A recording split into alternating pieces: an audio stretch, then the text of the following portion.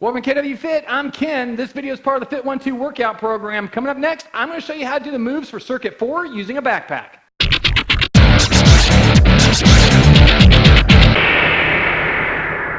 Now, Circuit 4 is going to be similar to Circuit 3. We still have 6 moves per round. We're trying for 4 rounds within 30 minutes, and we're in that 8 to 12 rep range.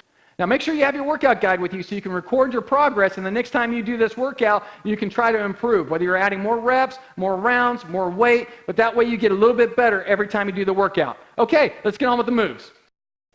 First up, we have squats. Now, I've gone over this before in other videos, so I'm not going to go into extensive detail this time. I'm going to grab my backpack, again, bring my arms through the straps like that, hug it next to my chest. My feet are going to be about shoulder width apart. My back is nice and straight. Shoulders are down and back. I'm going to kick my butt out like I'm going to sit down in a chair, and I'm going to slowly bring my butt down to the ground like that, as low as I can go, and then back into an upright position, keeping my back nice and straight through the entire movement. I don't want to arch my back. I don't want to lean forward, okay? Come back up just like so. Go as low as you can go, whatever is safe for you, all right? If you have pain in your lower back or in your knees or whatever, you need to stop short so that you don't experience that pain, okay? So whatever is safe for you, but go as low as you can into that squat and then back into an upright position. Once again, 8 to 12 reps. So the last time we did squats, we were in the 12 to 15 rep range. That means you need to add some weight to this so you stay in that 8 to 12 range.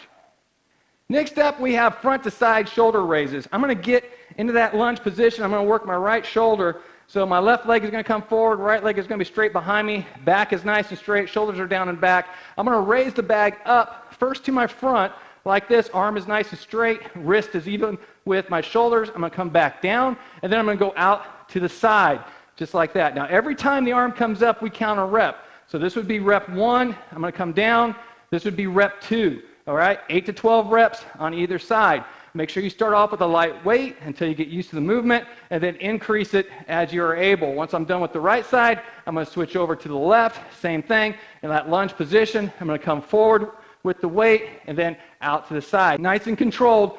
Don't let this weight start swinging on you, okay? So make sure that you are slowing the weight down as you come back down to the starting position, just like that. Our next move is called an in and out curl. And I'm going to stand in that lunge position again. I'm going to work my right bicep. So I'm going to grab the bag using that handle here at the top, okay? My fingers are going to go underneath it like so. I'm going to wrap my hand around it. My elbow is going to stay in nice and tight next to my body. My back is nice and straight.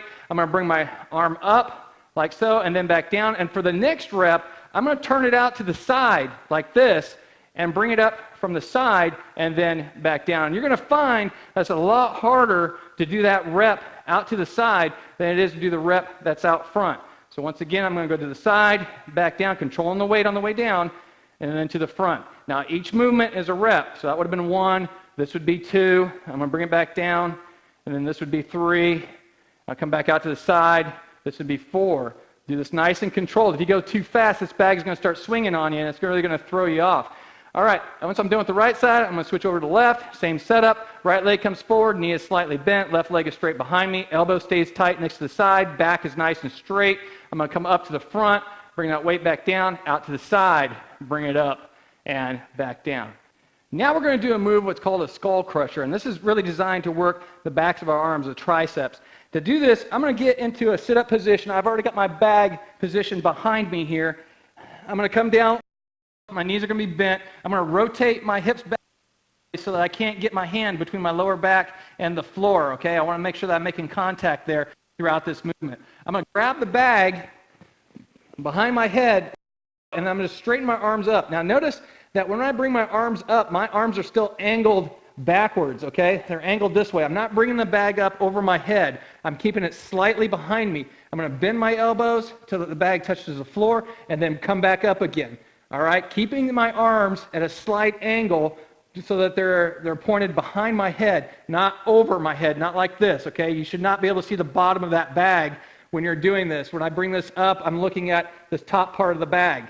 So once again, I come up and then back down again, grabbing the bag on either side, making sure that my back, my lower back stays in contact with the floor as I do this movement, all right? And that's it. That's how to do skull crushers using a backpack. Next up, we're going to focus on the back again by doing bent over rows. I'm going to start with my feet in a straight line. My feet are about shoulder width apart. I'm going to bend over at the hips, keeping my back nice and straight. My knees have a slight flex in them. I'm going to grab the backpack by either shoulder strap, just like that, and I'm going to pull the backpack up into my chest. Now notice my elbows are going back past my back. I'm bringing them back as far as I can. I'm bringing the top part of the bag right up here into my chest, and then I'm going to come back down again so that my arms are straight. Pull it up into the chest, and then back down. As you're pulling up, you're squeezing right here between the shoulder blades, all right? You should, just like you're trying to keep a pencil between those shoulder blades. So once again, knees are slightly bent. My back is nice and straight as I lean forward. Hips, okay? Don't round your back over. Make sure your back is nice and straight. And you're going to grab the straps right there on the shoulder straps, pull it up into your chest, and then back down again. So next up, we got 4-count push-ups. So I'm going to demonstrate on my knees first.